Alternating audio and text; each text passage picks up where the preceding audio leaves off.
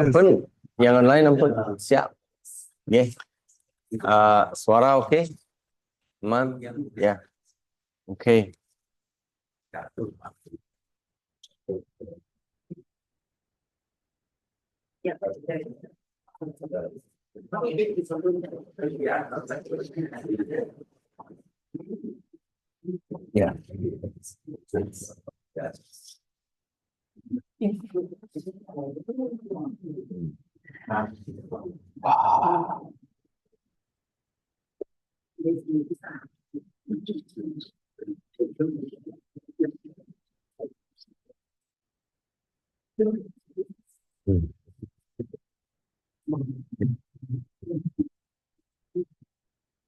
Om Swastiastu. Welcome everybody to back to Ibah, the return. Yeah, what a time. I've been up all night projectile vomiting and diarrhea on the toilet. So we're going to have to, I shouldn't really be sitting here, but the show must go on, as we say. I've been kind of fasting, let's just say that. So we're going to do our best, but it's, that's one of those moments where you think, you shouldn't have eaten the food, but you did, It's like, why did I do that? That's maybe what part of this is about, coming back to our true selves. We're very honored to have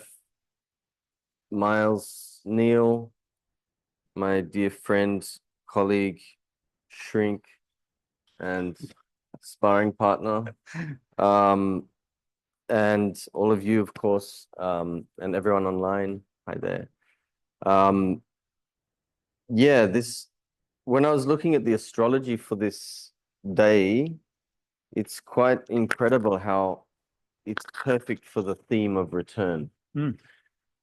Yeah, we're about to experience one of the biggest planetary alignments in the sign of Pisces in sidereal astrology,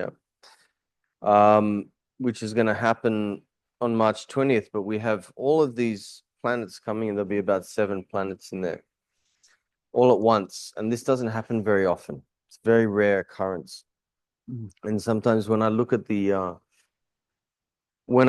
chart, when I look at this, the astrological chart, Pisces is about the return, really. It's like it starts with Aries and goes around the whole zodiac, through all the trials, tribulations, what's right, what's wrong, battles, integrations, healings, going to the underworld, and then you kind of get to Pisces and you realize it was all just perfect the way it was anyway. So it's kind of nice planetary timing for this return. But yeah, I'm gonna hand it over to you, cowboy. Oh, thanks. And if you have to excuse yourself, please take care of yourself. And thank you. The 20th of March, did you say? Yeah. So there's also first I want to acknowledge your father. Thank you so much for inviting us and hosting us in your wonderful ancestral home. I feel so honored to be here, and especially to meet new friends. I don't think there's any coincidences. I think everybody in a way is now awakening, coming to a sense of new family and a new sense of renewed purpose. So I don't ever take for granted that anybody is meeting by way of coincidence anymore. I feel like the part of the post-pandemic experience that we're having is about really deeply listening to a call that is very, maybe for some of us, very faint, but something that's leading us to a very, very long timeline. And so Tjok has been an amazing instrumental visionary and teacher of astrology, which I think for me, I'm a neophyte, but the astrology is really an important indicator of where we're coming from and where we're going. And this marker in March that Tjok is mentioning about a planetary alignment coincidentally, or maybe not coincidentally, is also the next day, the 21st of March, is the exact date that Bibhu Des Mishra, a scholar of the Yuga cycle, is suggesting is the end of the Kali Yuga. And that, you know, so that's for those of you that aren't aware of that, that's the longest case cycle of cosmic pilgrimage, I call it, somewhere on the order of 24,000 years it takes to do a complete cycle. And that cycle includes what's called the precession of the equinoxes. So Tjok is introducing this idea that just like a cosmic clock with 12 hours, you know, to make its way through an entire day in 24 hours, it takes 24,000 years to make it through an entire zodiac precession.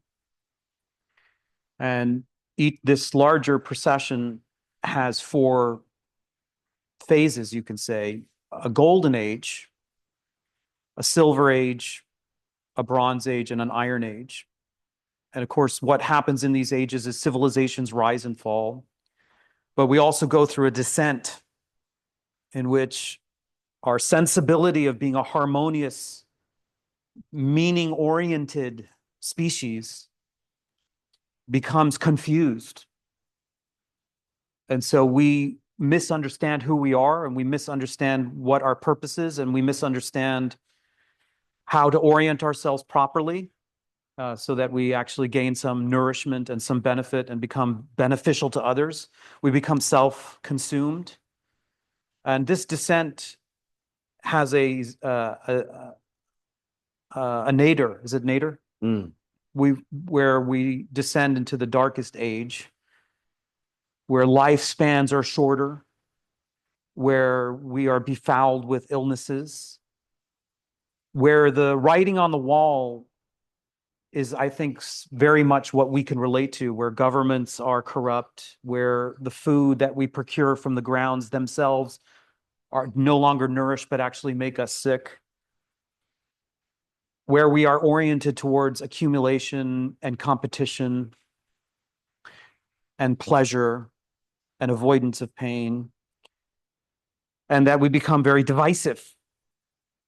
And so I think the telltale signs of where we are in this trajectory are obvious. But there's also a moment of celestial sea change. And I think we are also feeling that. And so when I got together with Tjok and we imagined having these dialogues, I wanted to talk about, in one way or another, what we are actually experiencing together as a civilization. And small little groups like this are incredible, because if I asked you where you were in the pandemic, and I asked you, you know, did you have a major loss? And, you know, did you leave your home or relationship? Were you beset by a misfortune? Did you get sent out there like a catapult into the netherworlds? Did you decide to follow an inner calling? Did you decide to listen to your call, the call of your soul's voice, even though the amplification and the noise around you was telling you to double down and to hold on tight?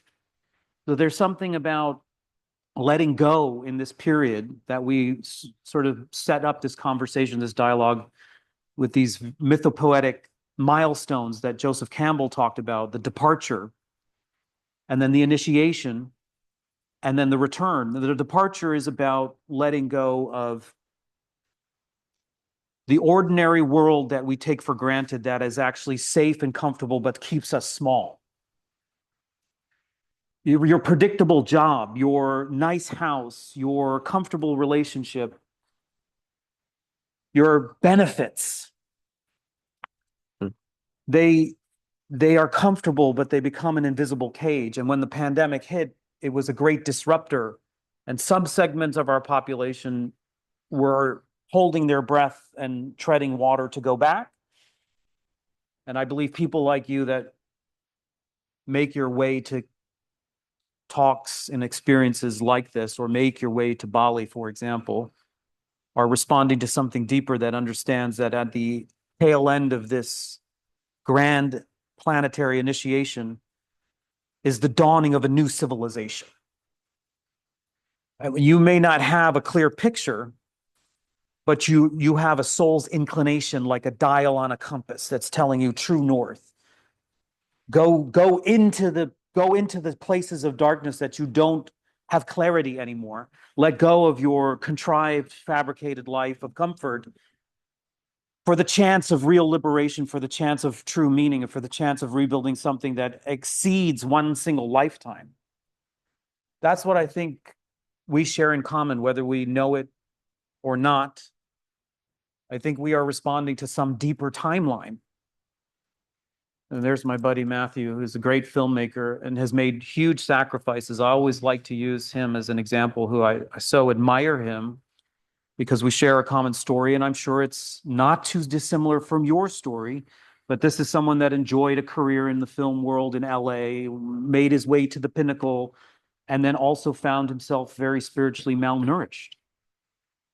And that industry is rife with competition and egocentrism and fame and fortune and things, pretty glittering things that don't last. And he made his way to Bali, and of course, his adventure to Bali is another archetype that we're living through. It's one where you abandon and leave something behind, and you can only travel and reach here with one small suitcase.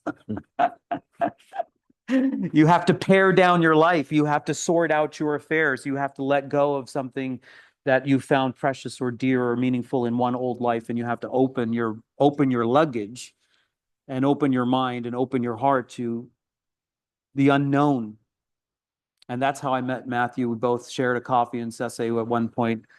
And I imagine the same scenario would happen with each one of us, that we would sit down over coffee and pretty soon we would feel a grand synchronicity that we are being called to let go of one world and to empty ourselves through purification for the possibility of something new.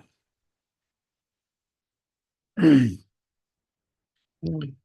so this marker is, if you just take a moment to join me to think about it, this marker on the 21st of March 2025, we are living through one of the greatest sea changes in generations. The end of the ascending Kali and the dawn of the Dwapara Yuga. And what are some of the hallmarks of this era that we're heading into?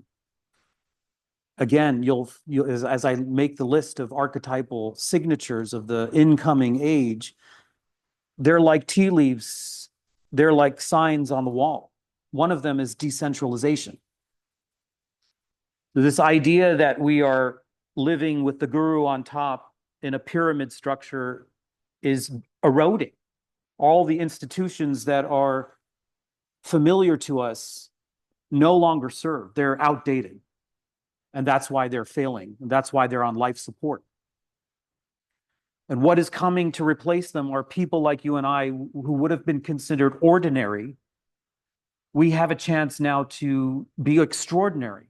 We have a chance to recognize that we actually all have divinity. We all have something. We all possess something valuable to make a contribution to the larger society. Those that were ordinarily on the margins are being called to the center. And this idea that the pyramid is being replaced by a mandala is very, very potent symbolism. This great mandala that's in Java, the Borobudur mandala, is a huge archetypal symbol that brought me to Bali. I knew I wanted to make a pilgrimage there. I don't see it necessarily through the religious lens, although it is a Buddhist monument, and I personally have an inclination towards Buddhism, but I see it through an archetypal lens. The archetypal lens there is that there is a structure which is considered a womb of a deity or a palace of a deity. That's what that structure is. And what do you do with the palace? You don't just enter direct. You circumambulate with it facing your right. And you make your way through 9 levels, which are indicative or representative of the levels of consciousness, from the most mundane, gross, divided, and confused levels of consciousness where karma is firing and producing negative outcome, what's called samsara, a world of division and a world of confusion, as you make your way through the structure, through its ascending pathways and stairways, you are purifying. You're becoming a light body. You're also witnessing the teachings of the Buddha that are displayed on 2,500 and plus frescoes, bas reliefs, which are guiding you towards your inner divinity, recognizing your inner divinity. And by the time you make it to the top, there is the zenith, the summit of your own conscious evolution, the summit of your pilgrimage. And it's a beautiful symbol because what happens at the summit in a mandala, and Jung knew this well, is that it is the incubator for integration. And what do I mean by that? Integration is a word that we will have to discuss tonight because it's pivotal to this idea of coming home.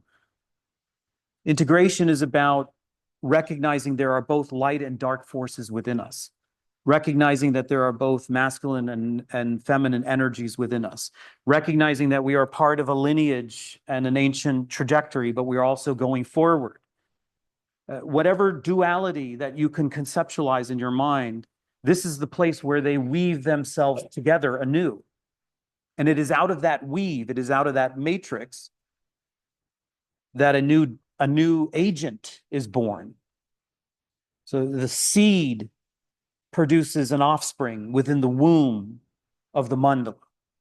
And that offspring is considered what's called a bodhisattva. What is a bodhisattva? Is an altruist. It's a just king or queen ruling over the dominion of its sphere of influence with compassion, not with fear, prejudice, arrogance, but with sensitivity, with alignment, with virtue, with morality, with a moral foundation and a loving heart and a grand vision. And so what we have a chance to do is we have a chance to imagine ourselves as worthy of occupying that central regal authority in the incoming age. It's not about outsourcing our power to Biden or Trump. They're both jokers. They're both absolute jokers as a projection of our mind to remind us that we are entering a time where we can no longer trust or outsource our power, but we have to reclaim it and with it responsibility ourselves.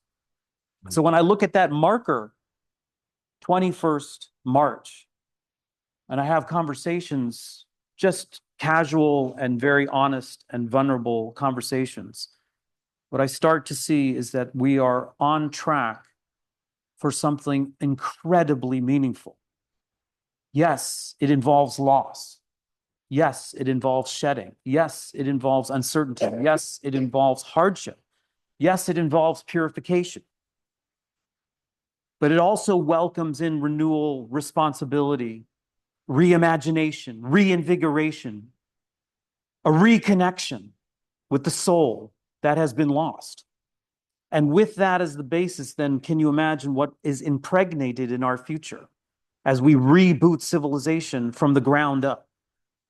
And so that I think I want to just use as an opener for those of you that are new or just joining us, didn't manage to make the first two dialogues. What we're talking about is some form of very celestial pilgrimage that we find ourselves in locally. And that it's no laughing matter. It's actually really significant. And it may actually account for the upsurge of all kinds of feelings that you've been having. I personally, if it weren't for my friends that I can rely on and for my teachers, there are moments where I feel really lost and confused. How many times, Matthew, have I leaned on you, and your wise, calm nervous system? I'm all frazzled and freaked out. And what's going on? Oh my God. Have I made the wrong move? And what's going to happen with my two young boys? And what kind of world are they going to inherit? And then you can just feel that my consciousness has fragmented and devolved back into sort of this soup of anxiety, which then becomes easily manipulated by the current powers that be. And then I rely on refuge, good, sound people who can help bring me back up to the summit of that mandala so that I can keep processing and keep transforming and keep realigning with this great antenna of possibility. So I just want to just frame that, open that as a kind of preamble. Hopefully that orients you if you haven't been here in the last couple of talks. And also I want to just thank Tjok Gde for putting this together, because every time I get to do this, I get to dispel my own fears, because I really do feel like we're living in a very inspired time. And if I asked your papa there, I'm sure he would give us sage advice that there's nothing to fear, actually. I don't necessarily feel it in my bones, but I know that that's true. There's really nothing to fear. There are problems to solve without doubt, but they are mostly projections. They come from low vibration thinking. They come from fractal, dissociative thinking.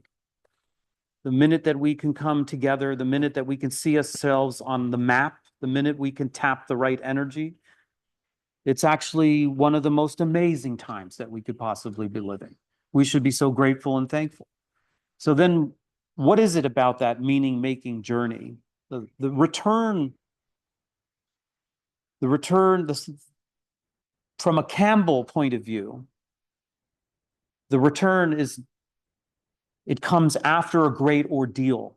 So let's just say as a collective, we've come through the portal of the pandemic around 2020. Civilization is in decline. Institutions are crumbling, banking systems, governments, the medical industry is an absolute nightmare. The agricultural system is a nightmare. And actually, where we left off on our conversation was Bali is all in as a microcosm. Bali is going through its own fair share of dark night of the soul. Yeah. The Tirtha, the sacred water of Bali that has been revered as a deity, is polluted because there's the onslaught of this commercialization, this kind of fragmented energy, this capitalistic drive, this machine that's driving Bali at full tilt. And so there is this tension between holding on for dear life for its ancient traditions and the onslaught of this fragmenting kind of energy. But on the other hand, as Zach Bush mentioned to you, Tjok, is that Bali is also, in a way, it's like, what do you call that? A time capsule. Time capsules where you store all the goodies so that a future civilization can reboot itself. So like if we all lost our ancestry and our wisdom traditions, as industrial civilization has tended to do, eliminate our connection with ancestral wisdom, there would be little way stations and pockets across the planet where people like your dad and like you, Tjok, invested a large amount of time and investment to protect and to preserve lineages of liberation. And in my tradition, those are no longer extant in Tibet, for example, but through the lamas, they preserve the teachings in their heart. They become embodiments, ambassadors of that.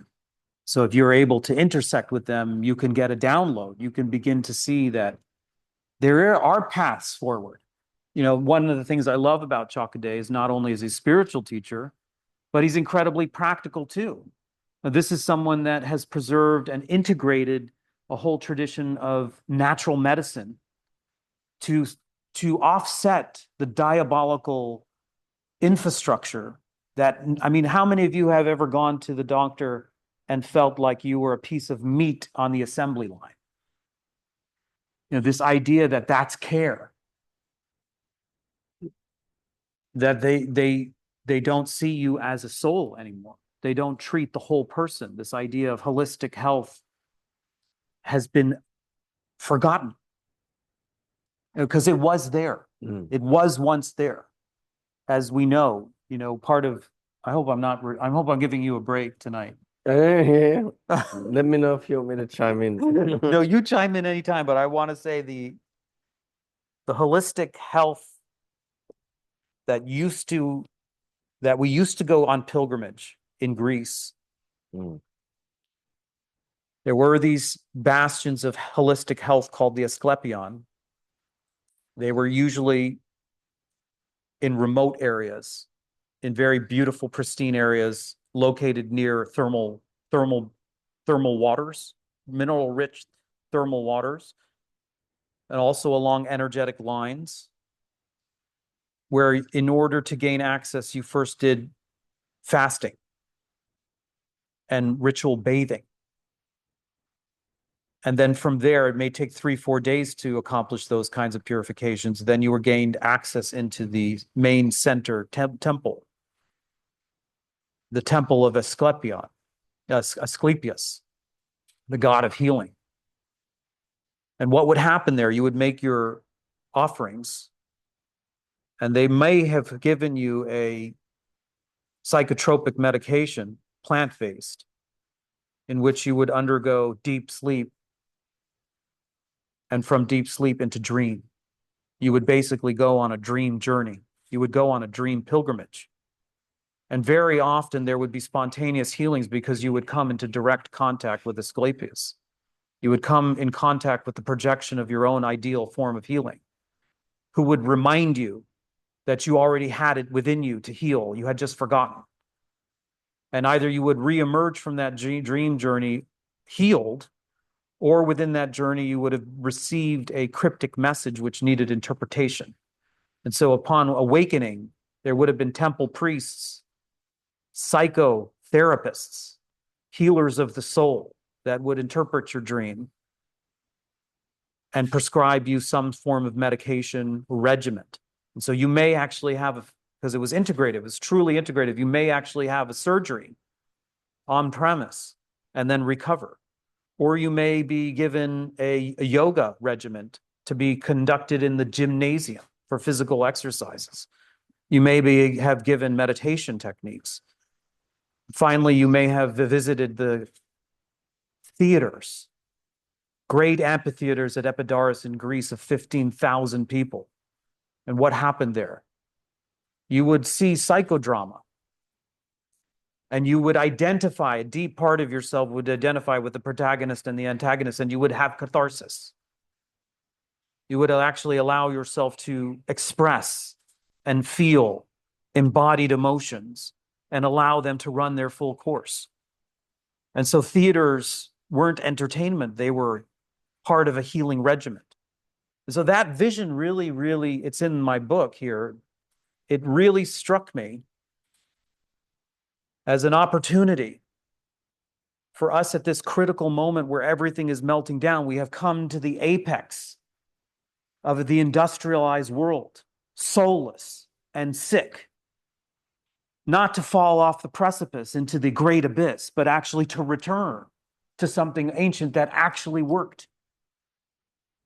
And so when I have conversations with Tjok Gde and Matthew and Akiko and my friends, part of the conversation is not only about the losses and the grief, but also about the forward journey, about reviving what has been lost, about re-envisioning a future. I think that archetype of the Asclepion is what Tjok Gde does in his little clinic here. How many of you have actually visited Tjok Gde and had a healing session with him? Nobody? One? Isn't it incredible? I mean, you have someone who's sensitive, who cares, who takes time, who looks you in the eye, who touches you appropriately with confidence to read your body, and not to dictate to you, but to allow the body to speak to you as to what its illness is and what its remedy is. And what a novel and fantastic idea that there's something within us, a voice within us that knows.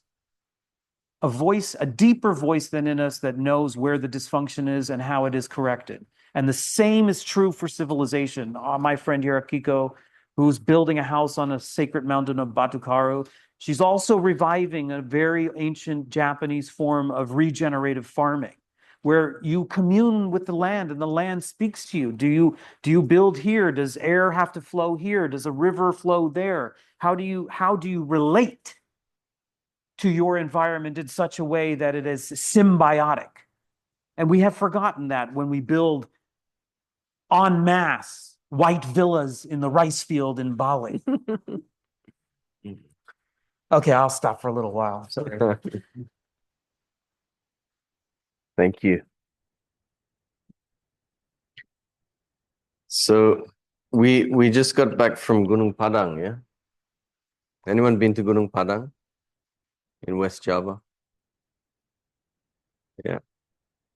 It was one of those moments where it just happened. You know, I've been trying to get there for years and years, cancelled, blah, blah, blah. And then just suddenly, group of 13 of us get there. So Gunung Padang, has anyone not heard of Gunung Padang firstly? You haven't? Okay, so basically it's said to be the oldest pyramid on the planet. Yeah, monolithic. And when you go there, and then obviously good old AI, I start talking about Gunung Padang. So the algorithm, when I search Google, says, oh, Gunung Padang, scientists have discovered it's not man-made, like all of this stuff. Yeah.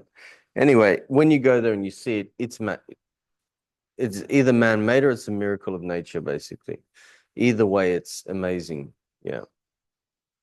And so they think it's maybe 21,000 years old. So it predates every other pyramid that is on the planet. And it gives you appreciation for actually,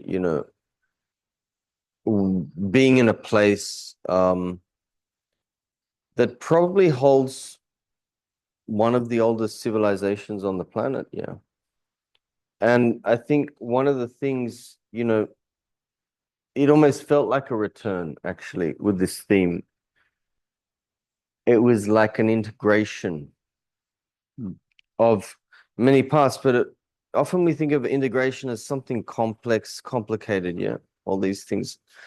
No, it's actually you whittle, yeah, anyone, carve. Yeah. You carve through and you get to the very essence of something. That's what it's about. I realized actually how complex and complicated everything is. Yeah, the more, I think Rudolf Steiner said, who's someone I quote a lot, so these complexities and complicated things are ruled by Lucifer. Yeah. It's the simple essence of things that allows us to get back to our true self. Yeah. And one thing that I realized there actually was there were a few different key spots, weren't there? Yeah. There was a stone. This is huge. The andesite stones. So andesite, some of them have 40% iron, some have up to 70% iron content in a stone. So it's basically a huge magnet, this mount. It's kind of a mountain hill around a pyramid. And there was one stone called Batu Lumbung, which we actually have a temple in Tabaran called Batu Lumbung as well. Shows how many similarities there are between the regions. And that is for storing knowledge, for taking knowledge, and you place your head on the stone and you take in the universal knowledge. It's like a lesson that, the brain, there's nothing, like the brain doesn't think. They've actually proven it scientifically. Correct me if I'm wrong, but this is like Bruce Lipton stuff. It's like a receiver. It receives things and it transmits things. It's transmitter receiver, but everything around us is around us. Yeah. I think in the Western, I don't know, kind of New Age-ish, they'll call it the Akashic records, this kind of thing. I think Rudolf Steiner or Blavatsky coined the term. What's that saying? There's nothing new under the sun. It's all just a matter of how able are we to receive it or not. And then there was a stone where you sat like a chair, kedudukan, where you take your place. So I'm telling you about these stones because they kind of represent these different, actually, basic parts of ourselves that we integrate with this return. Where do you sit in the world? It's your right to be kind of thing. Yeah, your right to be here. A lot of people feel there's this whole imposter syndrome thing, and it's funny, like, yeah, do I belong here? Do I belong there? So this allows you to sit and be there. There was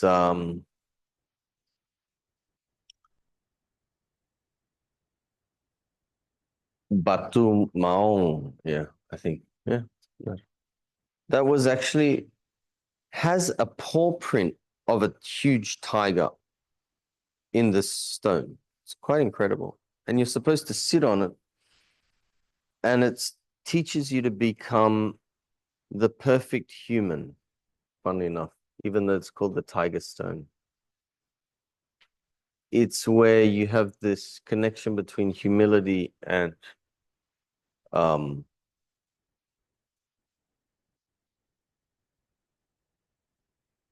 being in the center. Yeah, in the center of yourself.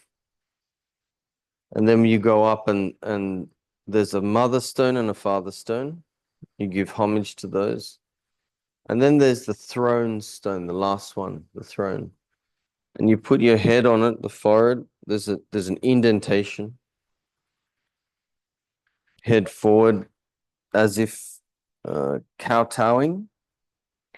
And then you turn around and you put your back of your head on, and then you see up to the stars. And basically that place, that's the last stone. That's where you're able to observe, if it was nighttime, dark moon with no clouds, you see all the cosmology of the sky, the night sky. And I think what it really made me realize is how complex things have been created, how many superimposed layers there are on top of something that's very, very primal, very basic, and it's basically the path to the true self. Yeah, that's what the return is. Like they say, we're born naked and we die naked, in Bali at least. I don't know. In the West, you get a tuxedo, yeah? And they put you in a suit in the coffin. Here, no, it's naked. The boys here are always naked. They don't wear very much here. That's the return. It's like getting back to like what is the essence? I mean, so much again, I'm sure, Miles, you'll share this, but working with patients, clients, whatever, we kind of get to feel the pulse of what's happening in the world, maybe in a certain demographic, yeah. Maybe not completely representative of all demographics, but it's a certain demographic. And basically now we're in a time where we are shedding, everything's shedding. And when all these planets hit Pisces, it's like there's nothing you can do. Pisces is the sea, basically, the ocean. Yeah. You got 3 water signs: Cancer, Scorpio, and Pisces. And Pisces is really the ocean. And the analogy I often use is, has anyone ever been caught in a rip in the sea and nearly drowned? Scary, yeah. Yeah. What's the thing that makes you nearly drown? Struggling. Struggling. Exactly. I mean, I grew up learning about the sea and learning that what's the only thing you need to do when you get caught in a rip is float on your back. You think I remember that the 2 times it happened to me? No. Yeah. And that's what the analogy is, you know. It's the return. And sure, Papa's going to disagree with the end of Kali Yuga because it's controversial. In Hinduism, there's so many versions of when the end of Kali Yuga is. But I think Miles and myself here, we're quoting Sri Yukteswar, Yogananda, and even Rudolf Steiner. I mean, and there's many versions. It's like, how were the numbers calculated? And there's a few different scholars who have different versions of it. But basically, this is not necessarily the end. This is the upswing, the transition period. It's sort of like this. So we're going to have about 1,200 years of the transition out of it, which is actually going to be very, very interesting.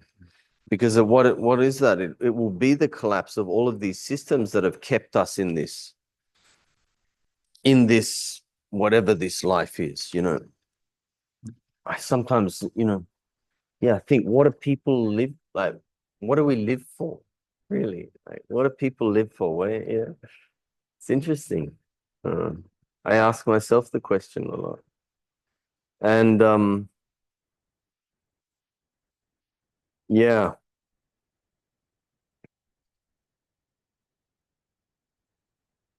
We'll be going into something very watery. Yeah. And what comes out of it's the most terrifying natural disaster you can imagine. Tsunami for me. Yeah. There's nothing you can do. You just stand there. You cannot run, you cannot hide. Like, it's terrifying and releasing at the same time. But in a way, it feels a little bit like, yeah. Well, let's maybe change the word. The most destructive, the most powerful natural disaster for me would be a tsunami. We are very experienced with that here. Aceh, yeah, and others, yeah. We're not foreign to this. The power of water, and but it's the purifier. It washes away everything. It'll clean everything. But this is what we're heading into. I'm just going to check my yeah.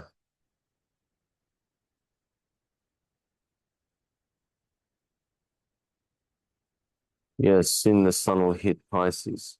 We're going to have almost all the planets in Pisces at one stage. And again, what is that about? Pisces represents 3 places: monasteries, hospitals, and prisons.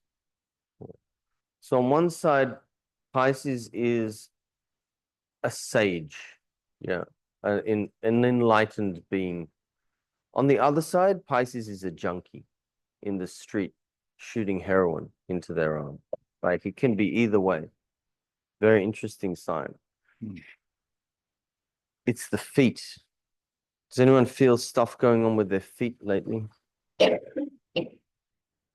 Yeah.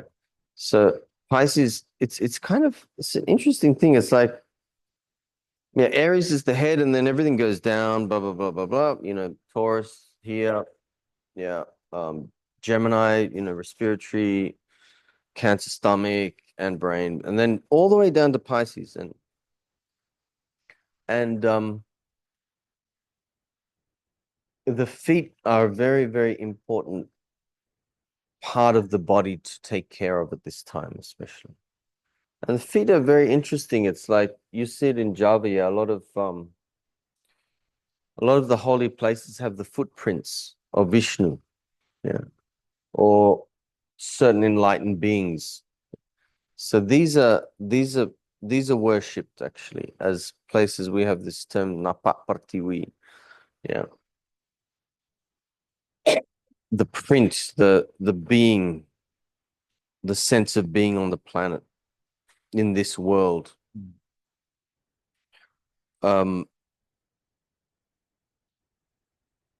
Even in the Bible, you know, wasn't it the Last Supper? What did Jesus Christ do to all of his disciples? Wash their feet. And he said, do it to each other.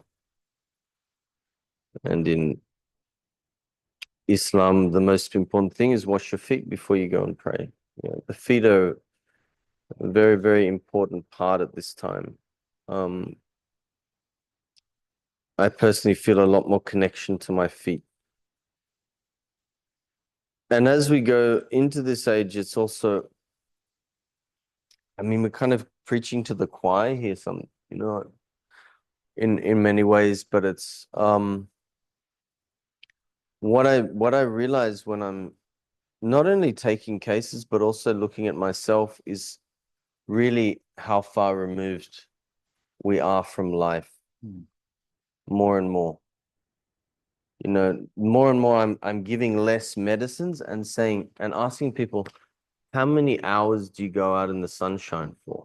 Not minutes, hours. Do you know how many people don't even get 1 minute of sunshine? It's ridiculous. It's crazy. Yeah. So we've reached this level of materialization in society,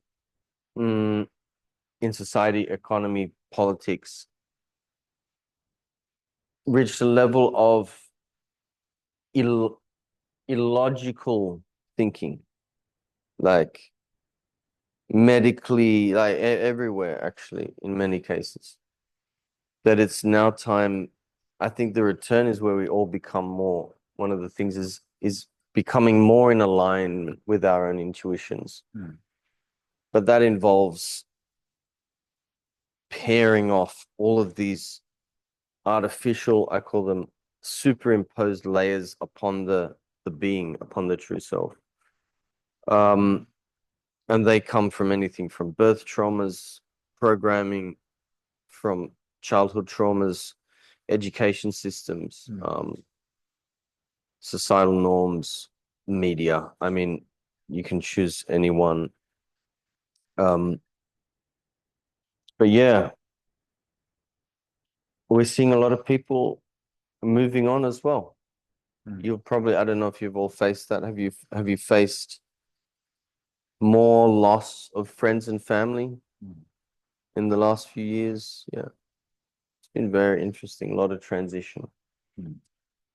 Yeah, okay, I'm gonna stop waffling on. Maybe does anyone have any questions or comments, perhaps, including anyone online about specific things? Maybe, you know, we're talking in broad brushstrokes. Maybe, yeah. I'm having difficulty trusting my environment and what I'm hearing and what I'm seeing, and I kind of feel like everything's not what it seems, and it's quite confusing, and I don't want to feel paranoid, but I'm feeling like there's a little triggering, I guess. What? Yeah. I mean, 100%. Yeah, for sure. I mean, if we want to just talk about, okay, well, where are you in Bali? Okay, I'm going to go and say, I'll tell it to anyone's face. We have the most corrupt government in the history of Bali at the moment. Ya nggak, Papa tuh? Kan nggak? It's evident. Do you know how many corruption cases are being opened up now in Indonesia? I mean, even you can't even trust the petrol you buy. I don't know if you heard about that. 168 trillion rupiah corruption case because they watered down the petrol. So a couple guys made 168 trillion. How much money does someone need? Yeah. No, make no mistake about it. We are in, yeah, we are, you can, you know, you can't, yeah, you can't even imagine some of the stuff that's going on, perhaps. And trickery, I mean, I'm reading an anthroposophic book about the COVID vaccine now. I mean, if you want to, I'll give you a photocopy. It's just another analogy for again,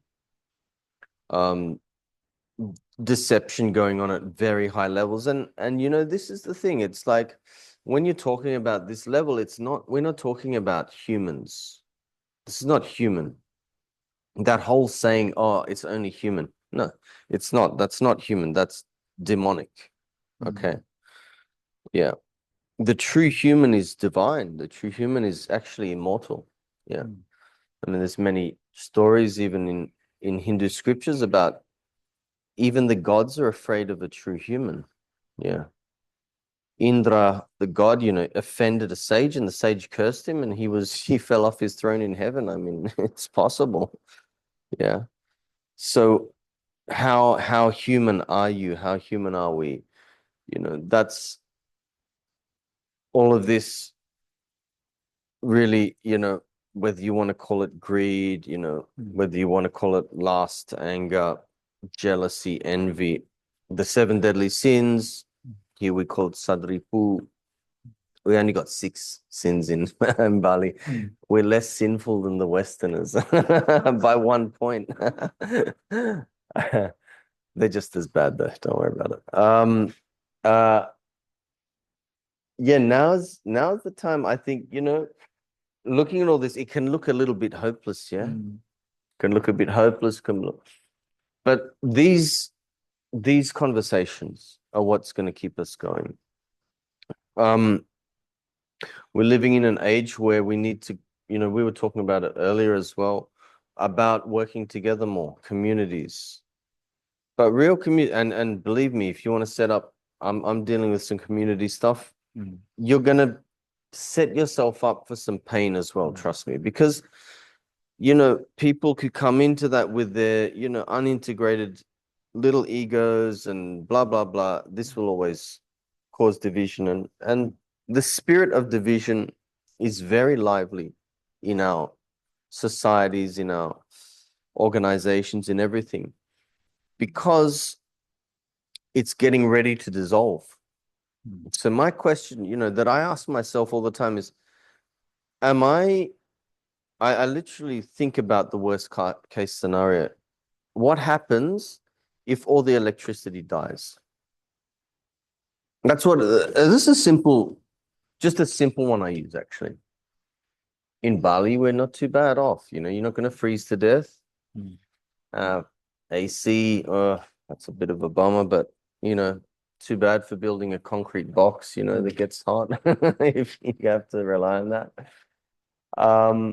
Fridges might not work, but that's okay. I can pick my vegetables. It's like we're gonna, I feel an impulse myself that we have to get back to something real, whether that's as simple as growing just a tomato in a pot. If you're living in an apartment, for example, do something and learn, learn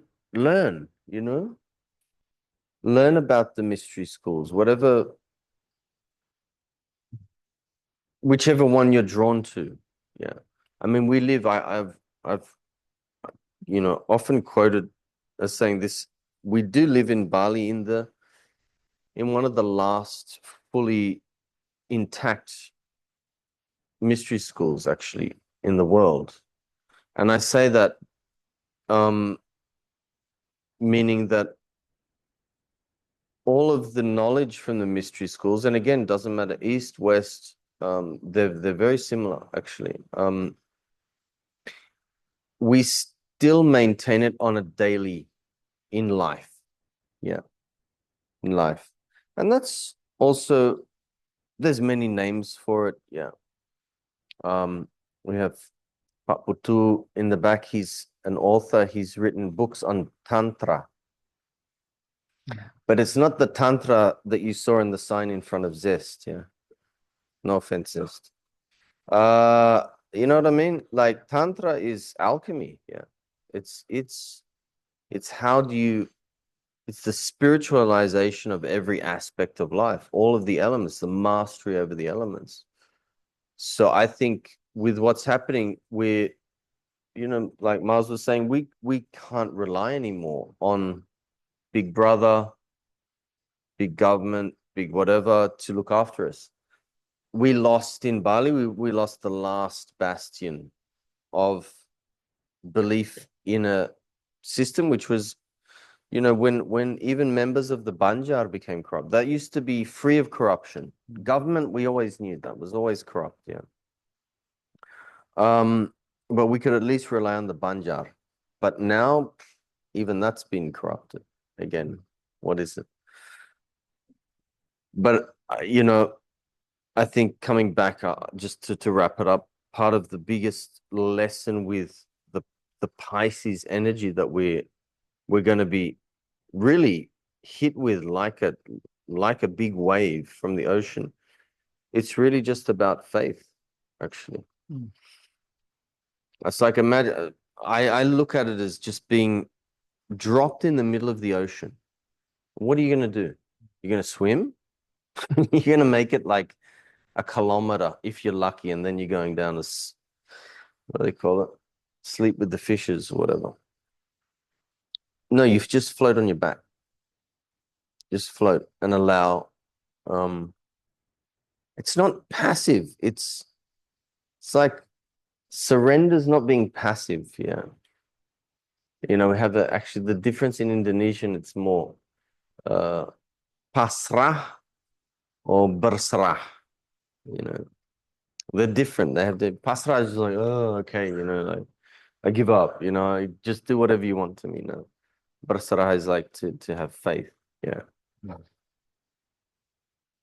It's different to belief. Belief's different. You still need to force belief a bit. Faith is pure. Yeah. Do you have faith? Mm. Faith what? Mm. Well, the easy answer that everyone will give is have faith in God. It's funny, a patient, I was sitting a long time yesterday, they're like,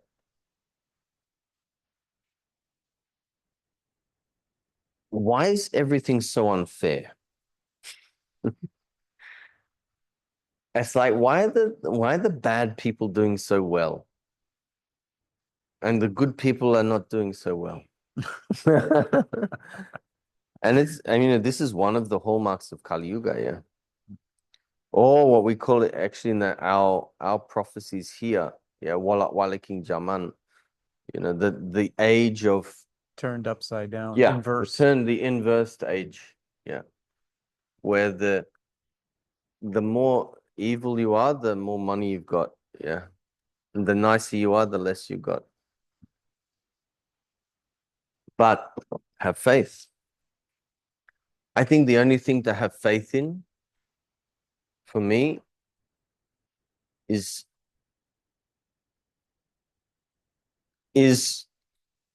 to live with your true self.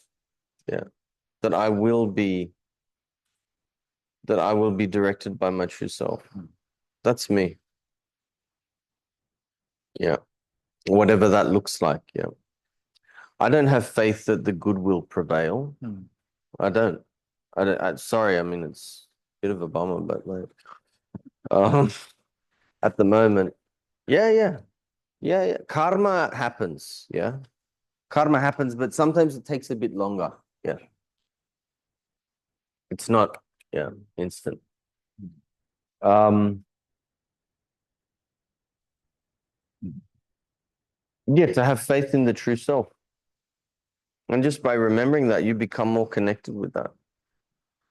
And that's, for me, under my understanding, my experience of it, is that's where intuition comes from. Yeah. That's where we're able to hear the small, still voice, that's below all the other shouting voices. And we can get that through meditation, through practices, but it's work. Yeah. The spiritual growth is work. It doesn't just fall in your lap. Yeah. You need to you need to apply yourself to it. Yeah. It's like, it's the same. It's like, that's why a lot of the things are called exercises. It's like putting on weight and then you're complaining like, why isn't God taking the weight off me? Just go out and exercise a bit, you know, like, yeah. Do you feel that intuition is a form of like God speaking or guiding? Would you, because I know like a Yeah. lot of us take credit for ourselves as my intuition. Yeah. So it's supernatural. It's a feeling. Yeah. Do you feel that it's a God guiding? Yeah. I mean, yeah. So about the question is about, you know, how to describe intuition. I mean, I would say, I used to call it hearing the voice of God in a way, but I look at it more as hearing the true self, which is a manifestation of God, of spirit, yeah, of the Atman, Atman, and then Sunyatman, Paramasunyatman, Sankan Parandumadi, like there's many we have and again, this is not Indian Hinduism, this is not this Sanskrit, this is like actually really local. Yeah. We have many, many names for what is a concept of God. I mean, some Sangyang Tunggal, the one, the source. Yeah. Yeah, but the growth of intuition comes from imagination first. That's why all this, the more automated we become, that's setting us up for disconnection with the intuition. The more automated things become, the more cookie cutter, like the less you have to, even using, I talk about Google Maps, I'm not going to say I don't use Google Maps. I want to avoid the traffic where possible. But hey, we used to get around, didn't we? We used to get there. And I really realized actually it stops me from connecting with my intuition when I'm driving. Because you take those turns and yeah. So imagination needs to flourish. Yeah. And then inspiration. And then intuition is born. Like these three levels. Yeah. Yeah. Without imagination, it's hard to access intuition. With just rote learning things, yeah. With just again, we live in a different age, it used to be very, even here, very scriptural, very scriptural based. Learn the mantras, do this. But things are changing actually. And now there's more of a, how does your consciousness understand? Even with some of the ceremonies, and I'm not really allowed to criticize them, but I see there's a lot of ritual that's done without understanding, basically. A lot of huge offerings, very big ceremonies, but then what's the real, like how conscious is everyone about what's happening? It really comes back to that first. And then inspiration, is what you're doing inspiring you at the moment? Are you inspired? How much inspiration do you experience a day? And then from that point, then intuition comes in. And then there can also be divine interventions from our guardian angels, our ancestors, spirits, guides, so on and so forth. Yeah. What do you think about intuition? I was actually thinking the deception question first. I was actually tracking these. There's some parallel. Like the deception is an opportunity. Yeah. And the tail end of being so linear and logical is an opportunity. So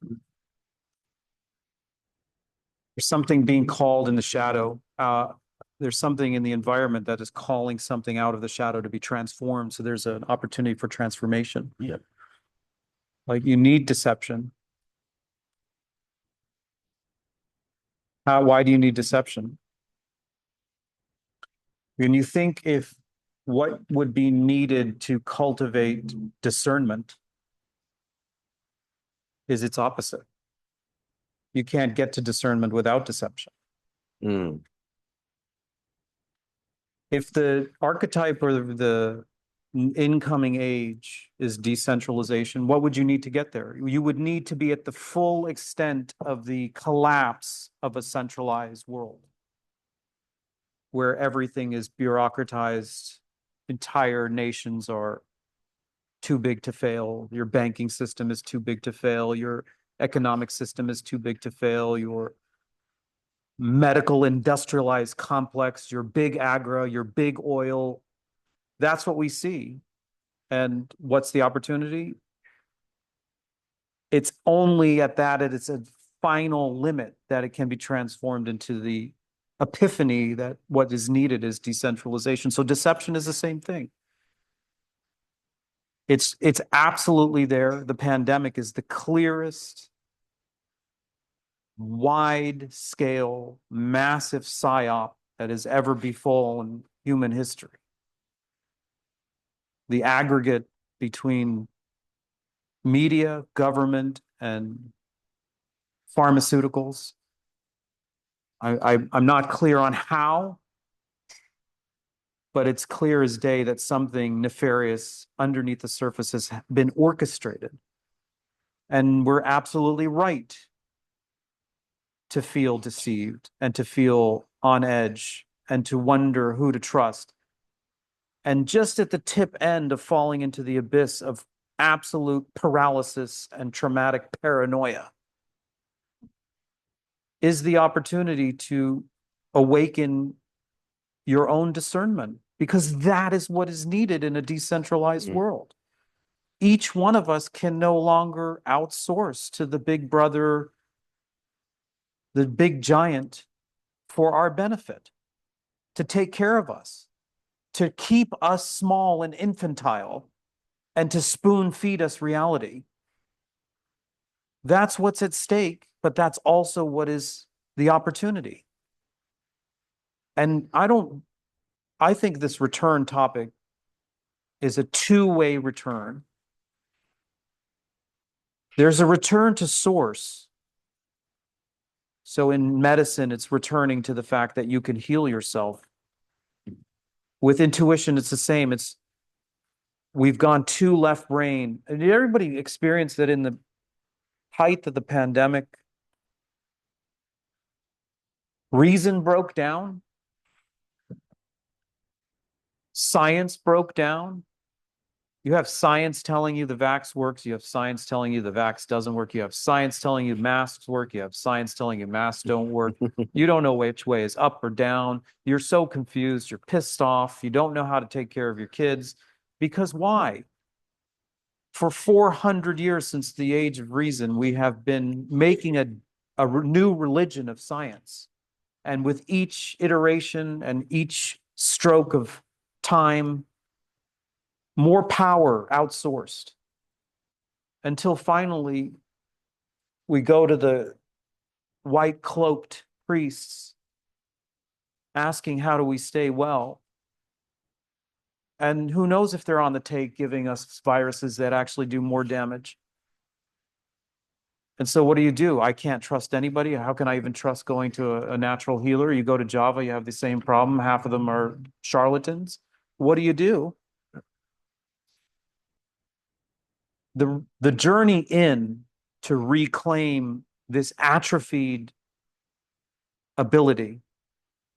Now we're talking about two simultaneously: discernment as an atrophied ability because of too much outsourcing to external authority. But we're also talking about intuition. Intuition is the inverse of the left brain logical. And of course, great inroads have been made by becoming reasonable and logical and mathematical. But again, we've hit a tipping point. Too much. So what is the return? The return is to go in and to venture into uncertainty where this atrophied ability is awoken. And does it Does it yield instantaneous benefits? Your intuition can be wrong. Isn't it true? Your intuition's always right. Okay. Then it's not your intuition, maybe. It's the mind. What I'm suggesting is there's layers where you start listening internally and you have to go on an adventure in a labyrinth. And it is true that you could intuit to move left and hit your head. If you let go, I mean, this is illustrated in Star Wars where Luke is training blindfolded with his lightsaber, right? And that's where we are. We're saying we're not going to just trust our five senses. We're not going to just trust logic because we've atrophied something that is needed to come back online in this celestial sea change. And we're still neophytes learning how to trust intuition, which means we will be wrong initially. We won't hit the dagger right away or the dart. We have to be prepared to exercise to reawaken this capacity to trust our intuition, to reawaken our capacity to discern. I may say, oh no, I mean, I'm not going to trust any legacy media. I'm going to minimize the inputs from the mainstream. I'm going to open myself to backdoor channels, including internal ones like synchronicity, dreams, coded messages, archetypes, which is what happened to me about 4 years ago when I started my journey, which ended up coming to Bali. Well, you know what? If you don't know a language very well, you're bound to misunderstand something along the line. But in the grand scheme of things, those mishaps of going one way and hitting your head on your journey to reclaim intuition, on your journey to reclaim discernment, on your journey to reclaim divinity, they're not dead ends. They are learning opportunities. They are what's needed for you to fully arrive at the sacred center. So that inward journey is one pilgrimage. That's one form of return, to go deeper within, or to go into the belly of the whale, or to go onto the underground journey, the journey through the underworld. You have to leave the ordinary. You have to leave the familiar. It may be to leave the logical. It may be leave the outsourced power. It may be leave, what has become so familiar and routinized. One journey is about surrendering and entering into the unknown and finding your way through the labyrinth until you reclaim at the sacred center something that has been lost or fragmented. That is one leg of the journey. There you will find the soul. There you will find your deep intuition. There you will find your divinity. There you will find your discernment. Not fully necessarily totally formed, but you will find the glimpse. You will find the voice. You will find imagery. You will find archetypes. How does it become fully owned? How does it become fully realized? Actually, that's on the outbound journey. So, I mean, in sacred texts, all sacred esoteric traditions talk about the oneness experience. Okay, you go into deep prayer. You take a psychotropic, psychedelic medicine.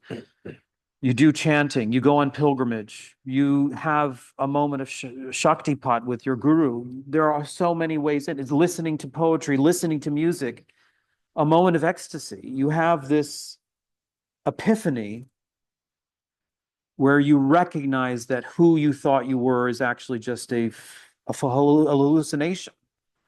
And that actually you are something much broader, much vaster, much wiser. But you can't stay there. You can only have a taste of that elixir. You can only have a taste of that truth. And I mean, the other day, it's not but 3 days ago, I had a new client who called me, and in the course of the consultation, it was clear that what she was looking for was an end run on her trauma, what's called a spiritual bypass. And it's classic. It's She was sexually abused as a child, and she was informed and instructed and guided and counseled by her spiritual teacher to somehow believe that those sexual traumas weren't her. They were part of a figment of her imagination, part of her ego that wasn't real. And so she was looking for guidance to just go right, dismiss the underworld journey and go right to the summit, where she could be free, where she could see that what had befallen her and her family of origin with the person who in charge of her care had actually abused her and breached so egregiously her trust, that somehow that she would find a spiritual remedy that would allow her to see that none of that actually was real. And this is common and a great danger, and a place to get stuck, and a place to be manipulated. And my point is that the real thing is to go so deep into the trauma, to go deep into the wound, and to call together all the fragmentation. In a way, it is true that that's not you, but in a way, it's also true it needs to be recognized as part of you. It's not the totality of you, but it's an important part that has been fragmented and disowned and disavowed. And why am I saying this? Is that the journey to the center is about reclaiming all the fragmented parts that have lost, be it your divinity, be it your intuition, be it your discernment, be it your inner capability to heal yourself, be it your sense that you have confidence enough to sit in the seat that you talked about at Gunung Padang and put your head where the royal crown is meant to go. You find there through that journey your worthiness. But to actualize it requires another journey. It is called the return journey. And as I depicted at the top of the Borobudur, light and dark have to sit in ceremony together. Your trauma and your freedom have to be in communion together. The legacies of brutality have to be in conversation with the opportunities for freedom. They have to sit in the same tribal ceremony, in the center of your awareness. Love has to embrace your hatred. This is what Jung was very clear about. You have to make space for your evil. And if you don't, you will externalize it and project it out onto the world. And so if we don't want any more war, you have to make peace with the parts of you that feel demonic. You have to tame those beasts inside your own soul. The outward journey is also not quick. And Campbell liked to say that to reach the summit is quicker than the walk home. Mm-hmm. The outbound journey is filled with trial and tribulation, but as Odysseus learned 10 years from Troy to Ithaca, the return is also a long process, arduous, difficult. But why? This is one of the central things that I'm learning, and I wish that you will help me remember when I get lazy and get down and feel like this person that went to Tjok and said, why don't the good guys win? It's because to fully own your divinity, to fully own your discernment, to fully reclaim your soul, to really come online with an integration that includes both reason and intuition, it takes time, and it takes obstacles, and it takes friction. The outbound journey arrives at the soul. The inbound journey takes the soul back into your ego. So this woman that wants to escape her body and the pain it has, she wants to escape her family and the trauma it caused. She wants to escape her identity as someone who's been abused. She wants to find the pure, open oneness and exist there, somehow hovering above the rest of the world, which is just an illusion. But what is actually required is a return into the body. What is required is a soul that is inhabited in an identity, a more flexible identity. one that has capability over its dominion, has a gift to give. So if you're a filmmaker and you go on this journey and you discover that you're actually much more than you thought you were, and that there are lies and deceptions, but there is also the opportunity to reclaim intuitions, then your outbound and your inbound return, you may be a wiser, more altruistic filmmaker. You come back into your body as a father, as a lover, as someone who contributes, as someone that has a community, as someone who has a network, as someone who has a role. You come back from the soul, the Atman, the oneness, into a node in the vast network. But it's just more enlightened, it's more integrated. And I think as a collective, that's also what we're going to be on in this next phase.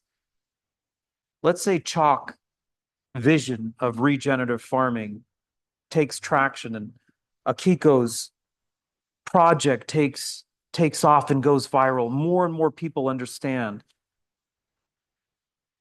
They will have to embed themselves in culture and regenerate culture one mind at a time. And so it will actually be the soul return in the world with its gift, with its new vision, with its new talent, or with its old talent.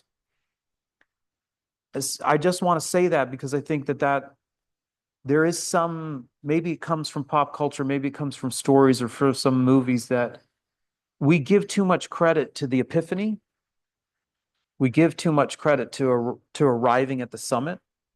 We give too much credit for the vision that is induced by the psychedelic medicine. We don't give enough credit to this return part. And I've actually received more and more in the last few years, because everybody's taking psychedelics, that people do have profound visionary experiencing, mind opening, heart expanding, incredibly ineffable experiences. But no one really gives it enough time to massage how it's going to come back into someone's life. How is it going to actually take root and transform the day to day? And there are paths to this. This is what these models are about. Astrology is about taking time to come back, to rebuild society, like out of the incoming Piscean age is somewhere on order of 2,160 years. So we have a new archetypal civilization that is emerging. It has a new constellation of energies. But it also has phases within phases. The first 500 years is like adolescence, where we're shaky on shaky ground. We don't know how to trust the new archetype. And all the strife that we have is actually helping us learn to integrate it, helping us learn how to learn means to fail, actually. So we won't be good right away. Civilizationally, we may take 500 years to really understand what true social justice means, instead of using a club to call out and shame people into, or to coerce people to be just and to be fair and to be righteous and to be virtuous. That methodology may be just part of our immaturity and our rush to sanity. Actually, if we had a much broader time frame, we may find that there will come somewhere after 500 years, within the 1,000-year period, that this will become a much more natural, internal, harmonious resensitivity of our natural inclination. Anyway, so one of the things I want us to think about in this conversation and after, since we're at the tail end of this dialogue, is your gift. It may be you're starting to trust something inside of you, and you're maneuvering how to really fully own your visionary experience, how to trust your dreams, how to follow synchronicities. You may be re-skilling yourself. You're saying, I've given up on one way or mode that I've existed in the world, in one form of my output, my productivity, my gift. You're starting to incubate a new way to offer something that isn't reliant on the same level of competitiveness and compulsivity. But that's what I love about Matthew. I see in him this harboring of a lot more gentleness, patience. Yes, does it mean you have to tighten your belt? But at the same time, you really cultivate genuine authenticity with what you're giving. You have what Tjok calls faith, that in time you will have what you need. And that's not an easy thing. I think there are plenty of times where you shit yourself in your own pants about that. But that's the path. That's the path of the return. Honest, slow, gradual, long term. It involves more sacrifice. It involves more risk. It involves more mistakes, mishaps, learning opportunities. But it's responding to something deeper. And I think that that's where we are in this conversation as we wrap up. But I think that's also where we are globally. Like, I think that slowly, alternatives to the big agra, to the big pharma, to the big government, to the big centralized banks, they are already there in the landscape. They're not full blown, and they probably will take time to work out their own kinks. Like we haven't even scratched the surface about AI. That's probably the biggest of them all. Right. Talk about deception. Talk about this crossroads between becoming more human or becoming transhuman, technological. Again, I would just submit for our contemplation that the obstacles that are presenting themselves can terrify us, or we can revise them so that we see that actually AI is here to help us remember to reclaim our humanity. AI is here to actually help us reclaim integrity and virtue and decency, and not to outsource our power and to always ask what we're supposed to know, but to look actually deeper within and to see the greatest form of currency is kindness. That's what the fragmented world is asking of us, is drawing out from us through trial. So when we have dinner tonight, when we disperse and you find yourself in another conversation, inevitably that constellates around this process that we're undergoing, one of the things that I invite you to remind me, and you can invite to remind yourself and ask others people to remind you, is what is your gift? What is your big project? Where is the energy inside of you pulling for us to network and create a weave or a tapestry where there's something actually noble and virtuous there? Not to get stuck or paralyzed in the corruption and the greed and the polarization and the fragmentation, but to see those as an echo, a refracting echo from your soul, calling what is needed like a golden fleece out of the morass. And that takes some skill. That takes some ability. It's not always easy and accessible. That's why conversations like these, that's why reliance on others, sometimes others can really see.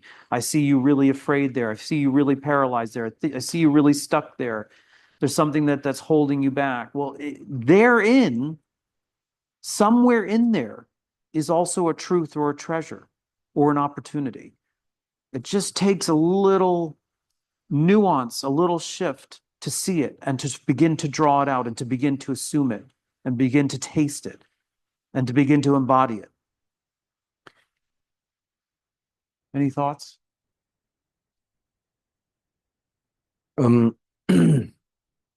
Just thinking, if anyone wants to take a drink, you're welcome to. There's some nice jamu up there and water yeah, if you want. Yeah, welcome to. Yeah. Yeah, wow. I can't really add anything onto that. Yeah. I have one last question. Yeah. So I'm just looking, you talk about astrology, looking at the time we're going into potentiality, also for great conflict. And I guess if the future is more about the mandala with the pyramid. What's at the center of the mandala? I feel like that's the question often. And for me, it's peace. And I just wanted to throw that out there and be like, but what is peace for you guys? Well, do you feel like we're in a time where there's great potential for war, but there's also great potential for a sort of peace? For that.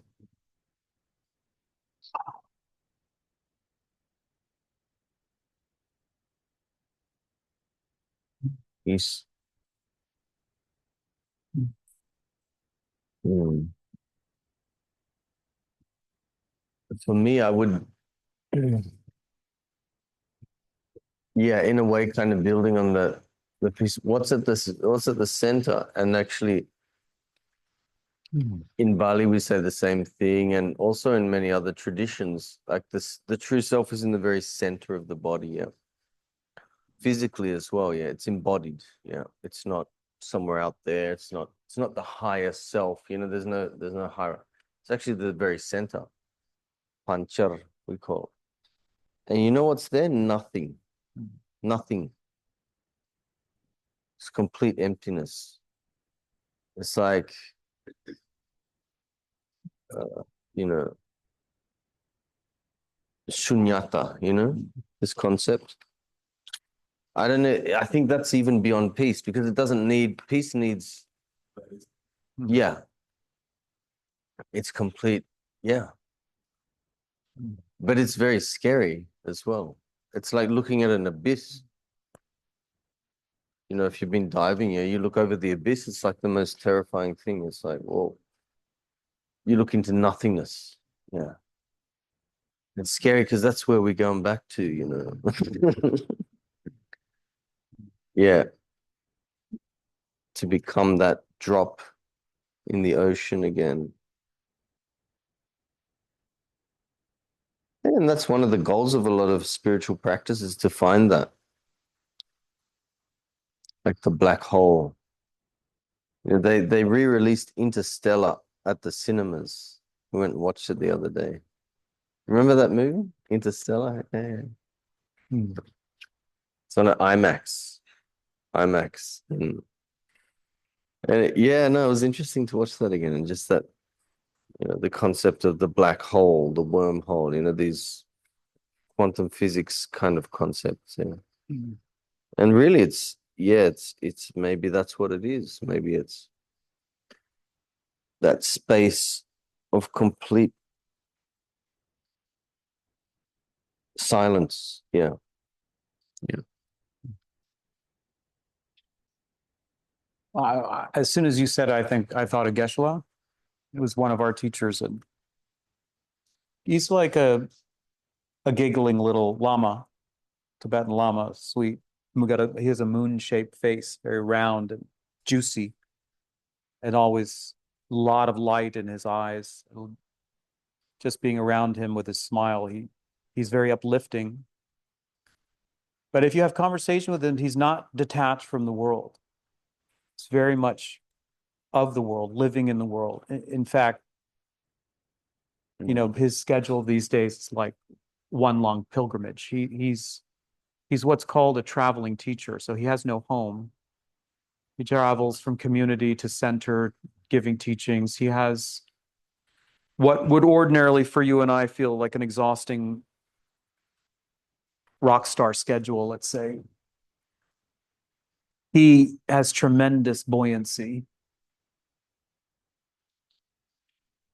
And there's something about his presence and he's really with you when you're with him. If it's 3 students or 10 students or 100 students, if it's in Madrid or Ladakh or Bhutan, he's fully there, he's fully present, he's joyful, and he's not detached, he's embodied. And there's something really powerful about his conviction that even though the world is going through all this chaos, all you can do is live from the right energy. That is all that you can do. And somehow for us, it's not enough. there's wars to stop, and there's a banking system to reboot, and there's food to make pure again, and water and streams and ecological problems. And he's not detached from that, but he's so utterly convinced that energy is everything. And that's all there really is in any given moment, is your relationship to it. And what happens beyond that sphere of influence or capability is completely out of your control. And I think that's so refreshing, because that is what is a mandala. A mandala at its center is the deity that represents a vibration or a mantra or an affirmation. And everything else beyond the firewall is out of your control. And if you see it from the timeless point of view, he often ends by saying, everything is okay. We don't believe it, right? Because we're oriented to see the destruction and the inequities. But he is so firmly imbued in that good vibration, what they call in the tantric methodology, the bliss body, that even though there is a world of suffering, he knows that it is a kind of unreality, and that actually the only remedy he can is to bring joy to any given moment. That's all he can really do. And there's something really liberating about that, because we have been conditioned to be on the hook for the responsibility to change the moment as best we can, to ameliorate, and this is what's happened, at least in the United States, is everybody wants to change everybody else's mind. You're wrong, and I have to change your mind. You don't believe in the right thing, and I have to change your mind, because if I don't change your mind, people will suffer. And so now it's not about the principle, now it's about the changing your mind, changing the outcome.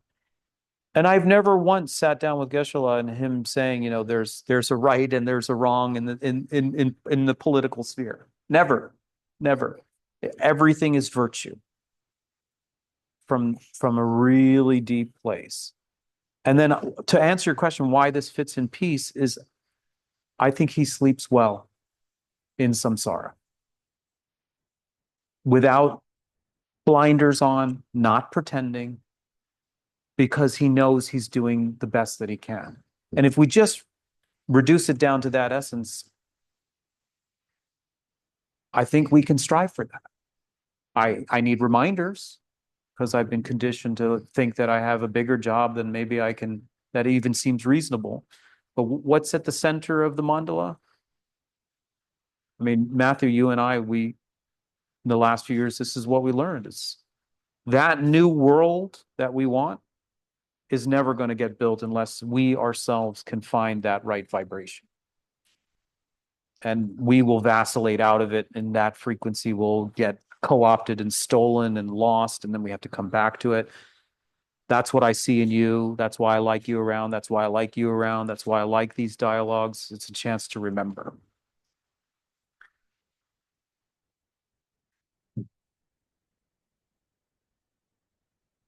Really?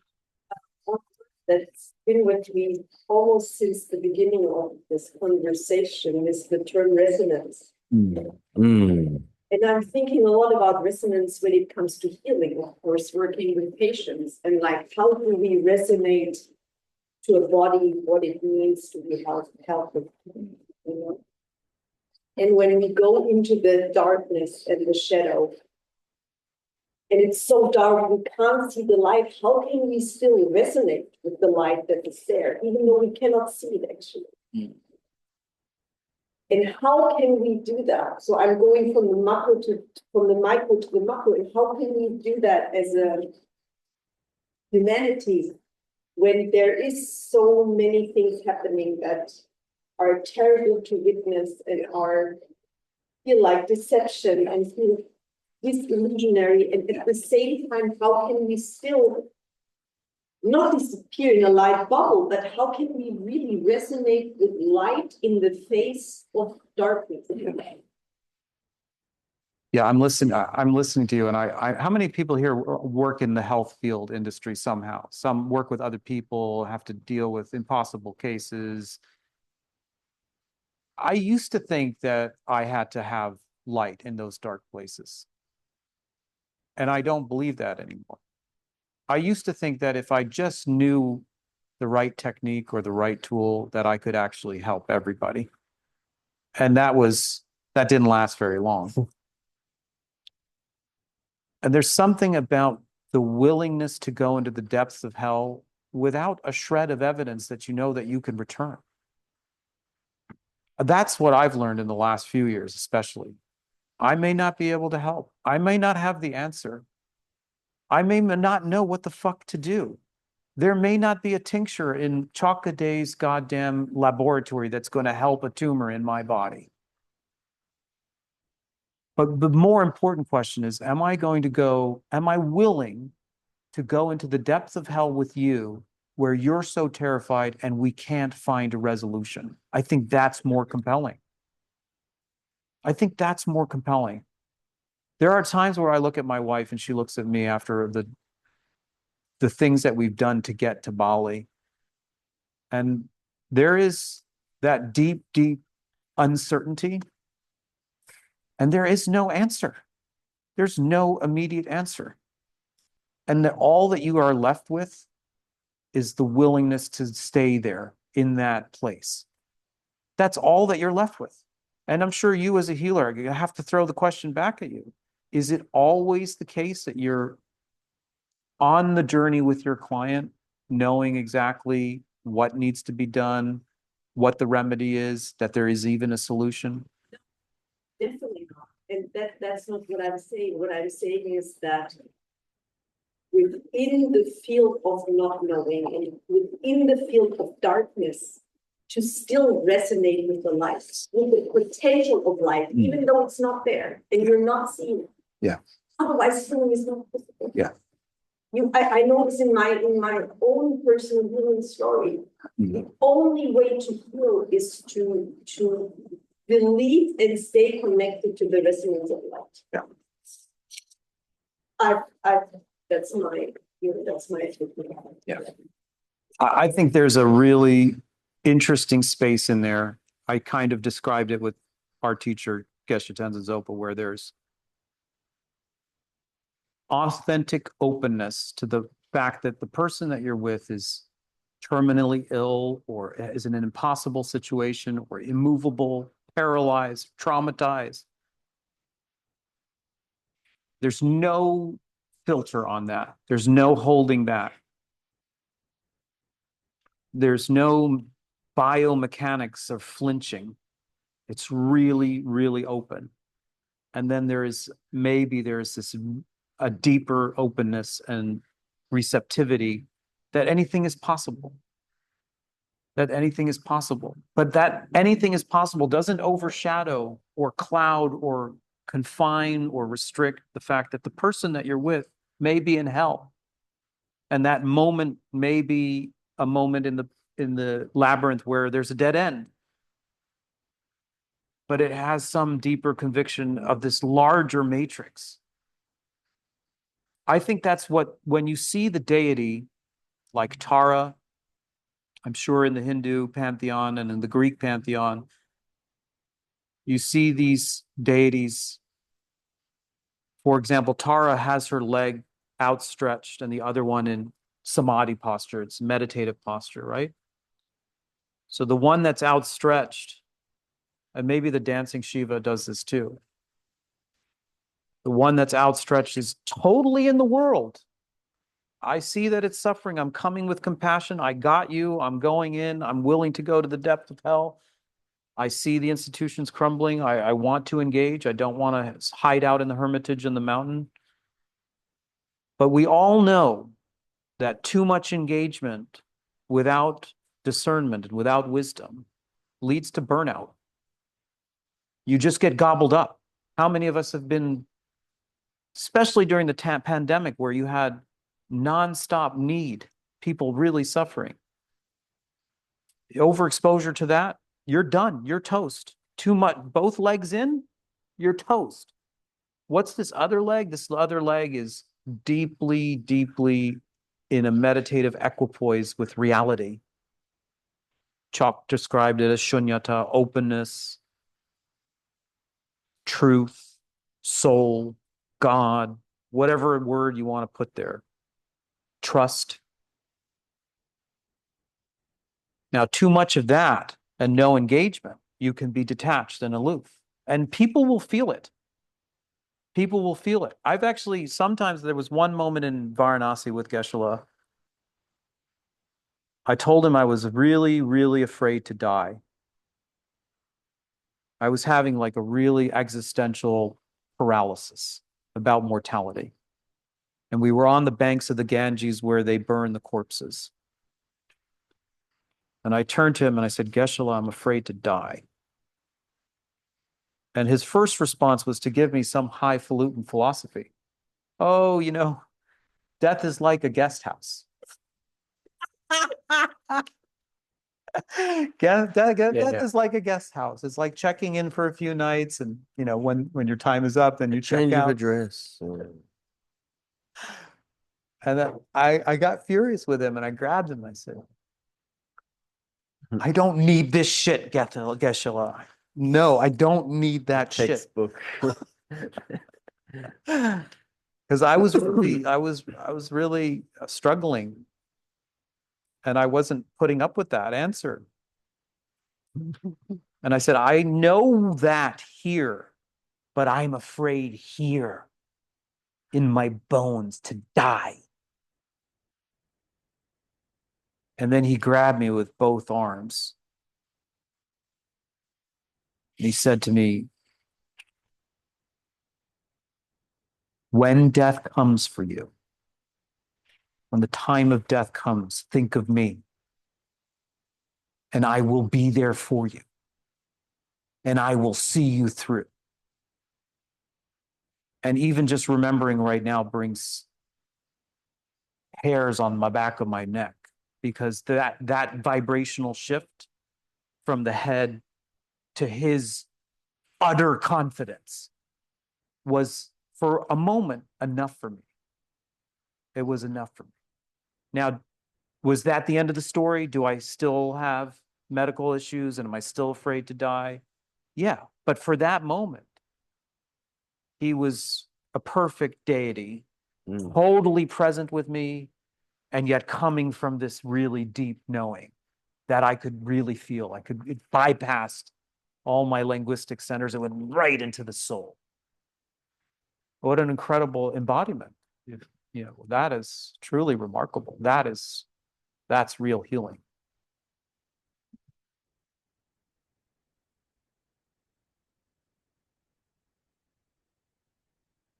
I would say you talk about the light in healing, the resonance with the light. My question to you would be, how would you feel if there was no night? If it was daytime all the time? How would you sleep, for example? Yeah. So we have one of the philosophies in Bali, which is yin and yang. Yeah. The dark and the light. And then something in between, the middle point, which is really where we need to stand. When we're too much into the dark, things happen. When we're too much in the light, also the things can happen. Yeah. It's where do we find that middle point? That's why you see the polling material here is white, black, and gray. We're looking for the gray in that, especially in the terms of the healers, the Balyans. They'll always look for that space, because if they're going to either way, then you become involved in the disease. Which is not empathy, actually. Become absorbed by it. Yeah. That's all I'd say on that. Yeah. Yeah. Did you have a question? Yeah. Yeah. I thought. Oh, how are we going for time? 7. Any questions online? Online, any questions? No. Yeah.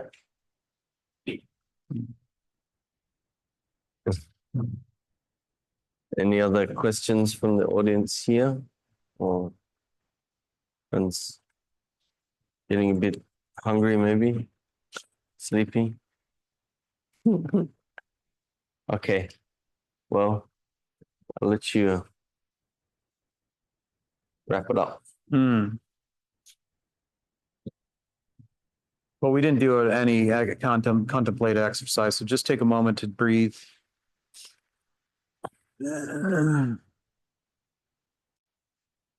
Wherever you are on the planet right now, if you're coming through webcam, if you see this in the future, if you hear it on a podcast, coming from the past, the future, you're here live.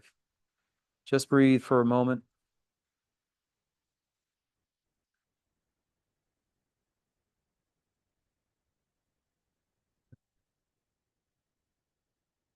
And find yourself at the center of your own mandala, having made your inbound pilgrimage. Whatever trials and tribulations, whatever snake shedding its skin has already occurred to get to this point. As you breathe, just allow yourself to mourn losses.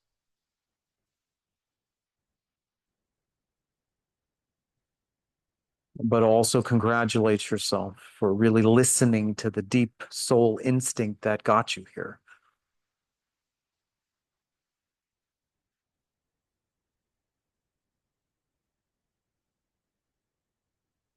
And it is here in the center of the inner sanctorum of whatever sublime temple, cathedral, megalithic structure, that you incubate a vision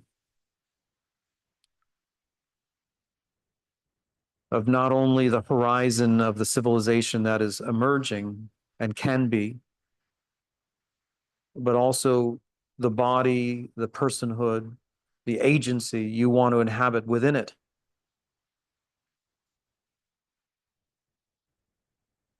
So if you can, just for a moment, tap that clarity,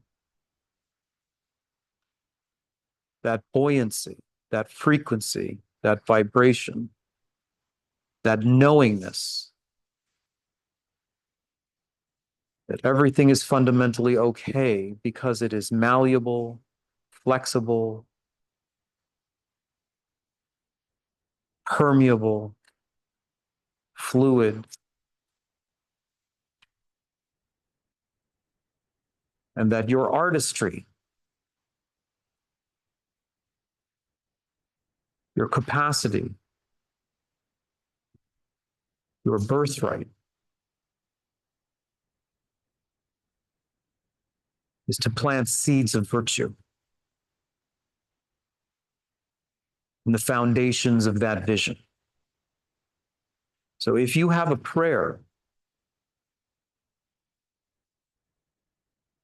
like God filling Adam with breath, inviving it, bringing it to life, pray now.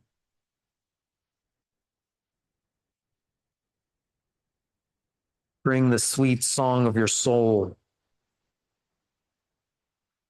to inhabit the body and the body to inhabit the vision of a new civilization. And while we can't, by our own means, recast the entire picture, we can plant our own seed in it. We can make our own imprint within the collective.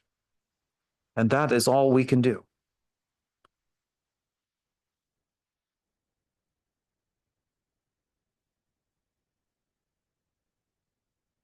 So as you do that, just then, just here in Bali, we can imagine that as a result of that effort, then the streams, the tirtha, run pure again. The rice grows natural again. The concrete gives way to earth again. You can hear the birds again. You can feel the rain.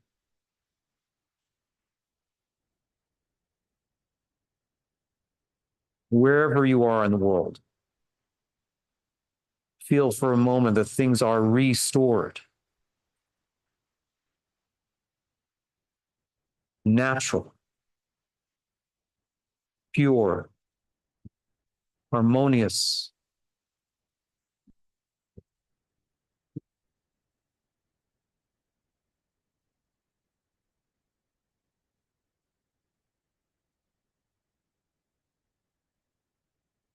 And then allow that vision just now as you in-breath, as you breathe in, let it come all the way back. The vision you've cast, let it come back as a little pearl or diamond.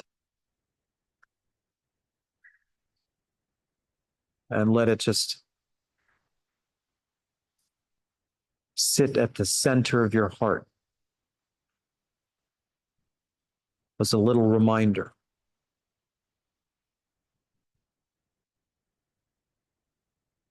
Of the diamond-like clarity of your own intuition.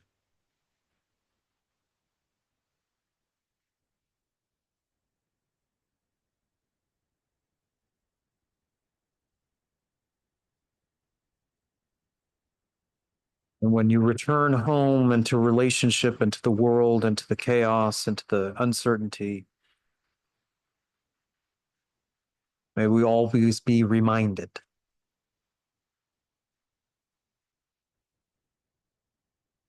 the prayer of the soul.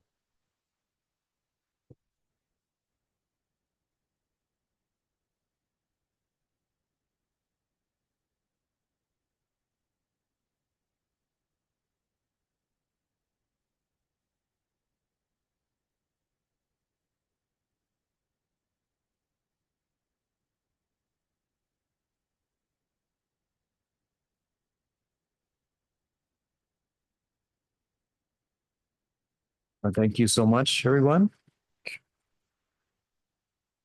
If you're around in May, on May 3rd, Tjok Gde and I will be celebrating the launch of my new book here. Love to see you. If you're online, it will be available online to join us for Tjok Gde. We'll lead a ceremony. I'll introduce some of the themes of my book. We'll have dinner. So all these nice dialogues that we've been having, let them just be the beginning. Yep. Swaha. Thank you. Thank you, everyone. Thank you, Mom.